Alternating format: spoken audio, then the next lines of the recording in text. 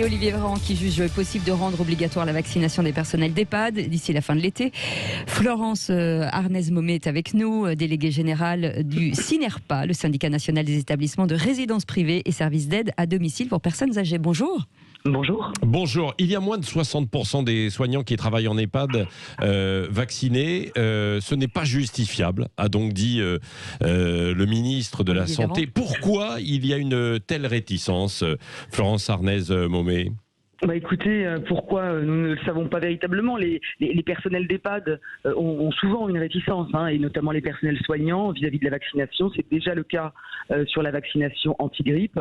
C'est vrai que ce vaccin anti-Covid est arrivé très rapidement. Ça génère des inquiétudes. Et donc, on est à un plafond de verre actuellement d'environ 55-60% de salariés vaccinés, tandis que sur les résidents, nous sommes déjà à 90-95% de taux de vaccination. Donc c'est clair qu'il faut encore progresser sur la vaccination des salariés. Oui, et quand on évoque la possibilité de le rendre obligatoire, cette vaccination pour les personnels d'EHPAD d'ici la fin de l'été, comment pensez-vous que ce personnel va réagir ? Écoutez, justement, ça va toucher les personnes qui, pour l'instant, n'ont pas été à la vaccination. Donc, il y a des risques que ce soit mal vécu par les salariés. Donc, pour l'instant, il faut continuer la pédagogie. Je pense que Olivier Véran avance pas à pas en disant justement que si, à l'issue de l'été, des vacances aussi, parce que les salariés veulent aussi partir en vacances, potentiellement quitter le territoire. Donc, voilà, je pense que communément, on se laisse 2 mois pour voir si on peut atteindre ce taux de 85% de salariés vaccinés qu'il nous faudrait pour déclencher une immunité collective au sein des EHPAD.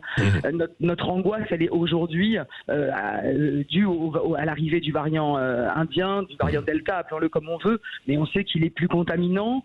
Si on a encore 40% de salariés non vaccinés, on a des risques énormes d'un retour du virus dans les établissements, alors qu'aujourd'hui, il a quitté les établissements. Oui, et d'où viennent les réticences alors du personnel soignant ? Pas confiance, c'est ça, dans ce vaccin ? Une grande majorité, c'est une attente, on verra plus tard, et puis effectivement un Est-ce que c'est parce qu'il y a eu de mauvaises expériences ? Est-ce qu'il y a eu des contre-indications ? Il y a eu malheureusement des effets secondaires ?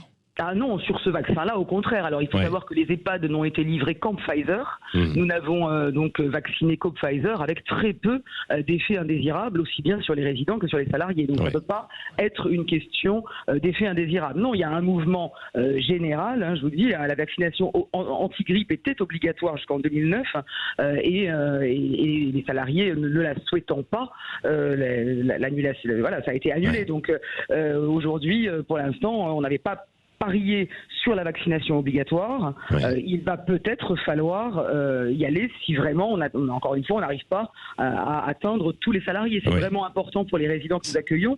Il faut savoir que les résidents que nous accueillons sont sensibles à 2 doses, mais parfois il faut une 3e dose.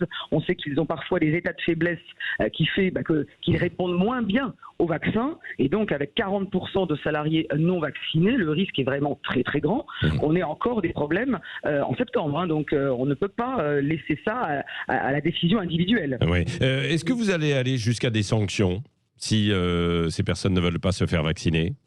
Non, en tout cas, en tant qu'EHPAD, nous n'avons pas à prendre des sanctions. C'est soit Olivier Véran décide la vaccination obligatoire, et auquel cas il faut absolument, et voilà, les salariés seront tenus d'être vaccinés.